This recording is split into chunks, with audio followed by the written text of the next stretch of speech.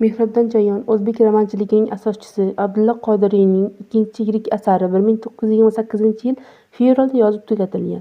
Roman birinchi marta 1929-yil Samarqandda bosib chiqildi. Roman mavzusi 19-asr hodisalari, xon zamonlari davridagi o'zboshimchaliklarini ko'rsatishga qaratilgan bo'lsa-da, unda roman yozilgan davr ruhi kuchli singdirilgan.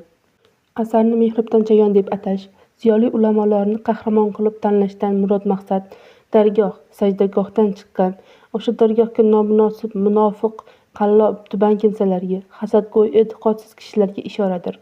Romanda Anvar bilan Ra'noning sevgi sarguzashti, qalb nazokati shoirona tarannum etgan.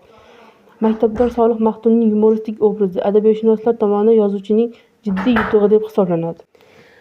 Asar uzoq yillar davomida juda ko'p marotaba nashr etilgan. Jumladan 1994-yilda G'afur G'ulom nomidagi nashriyot matbaa ijodiy uyi tomonidan O'tgan kunlar kitobi bilan bir kitobda 602 betli 60 ming nusxada, 2016-yilda Yangi asr avlodi nashriyoti tomonidan 512 betli yumshoq muqovada, 2008 va 2018-yillarda Sharq nashriyoti tomonidan 288 betli qattiq muqovada nashr etilgan.